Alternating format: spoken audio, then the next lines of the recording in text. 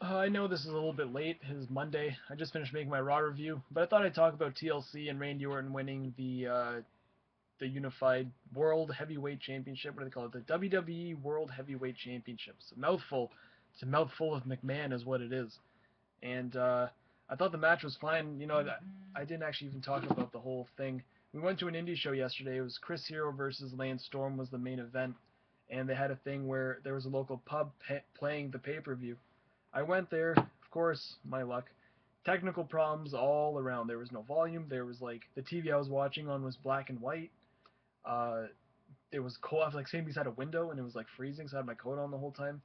The food, like you ordered fries and they took like an hour and a half to get there, and they're like making like excuses like, oh, so someone didn't show up, all the orders are backed up, and it's like, ugh.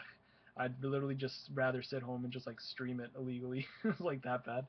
And so the pay per view was fine. Main event was great. I was doing like the commentary in my head since I couldn't hear anything. But the outcome, a lot of people are surprised. But to be honest, I really thought that I knew Orton would win. I knew at the end of the day it was like having Cena win does not make sense considering just seems like the direction they're going right now. But I did think there was gonna be like a weird finish, and it seemed like minus the handcuffs that Orton won pretty fair and square because it is a no DQ match, and the way that the Raw ended, where it was like Orton was on the ground after getting pedigreed by Triple H, and you had Stephanie, Triple H, Kane, and Cena just kind of together in a group, just looking at Orton, and you had that far shot, and it's like it was almost like a foreshadow kind of thing, where you knew that Triple H was going to get involved one way or another. You had Vince there shaking both guys' hands. You knew, just the history of that. It's like, once Vince shows up, Vince is going to have some sort of role in nothing. He just came out, shook the guy's hand. So they led us on to believe something weird was going to happen, and nothing happened. And even before, they had a backstage segment. And I know Brodus Clay's been talking about being a main event player. Maybe this is just me, but they had a Brodus doll and they had a Cena brawling buddy. And Kane took that Brodus doll and he hit that Cena thing so hard. And then you had that close up on Brodus Clay, and I'm like, dude, Brodus Clay is gonna like interfere in the main event whether Cena wins or not. Brodus Clay is gonna be going after Cena, and he's doing his whole heel turn right now. He like at the pay per view, the Funkadactyls and Tensai walked off on him, so it was bound to happen. I thought so. See it. I don't know, maybe it's just me. Maybe I'm just thinking too much into things. But Orton won. The match was fine.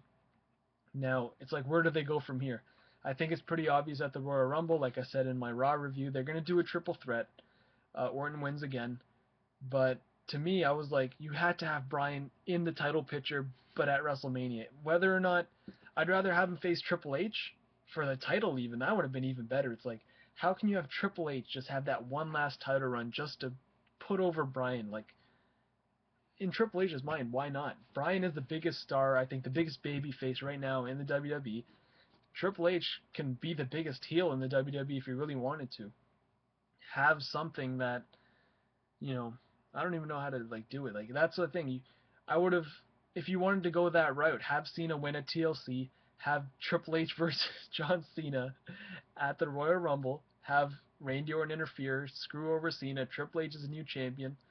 You go to No Way Out. Triple H just, you know, has Orton like defend the title for him if you don't want to get him in the ring. I don't know.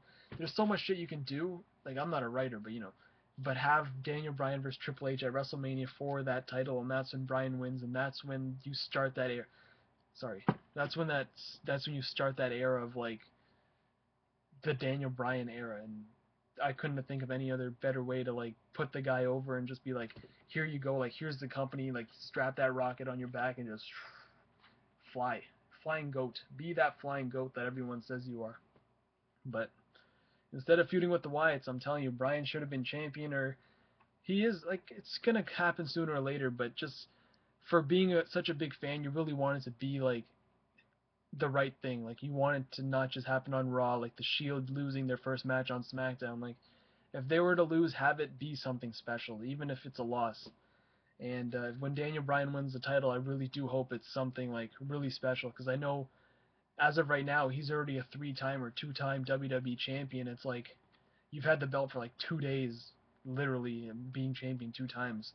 So That's my thoughts. Having Orton as champion was kind of obvious. Where they go from here, I heard something about CM Punk being getting a title shot. They kind of foreshadowed that on Raw last week. I think it's pretty obvious you're going a triple threat route at Royal Rumble. Then you got Elimination Chamber, so you get 6 guys in there. You got Orton, Cena, Daniel Bryan, CM Punk, and Brodus Clay. Brodus Clay, you see him there?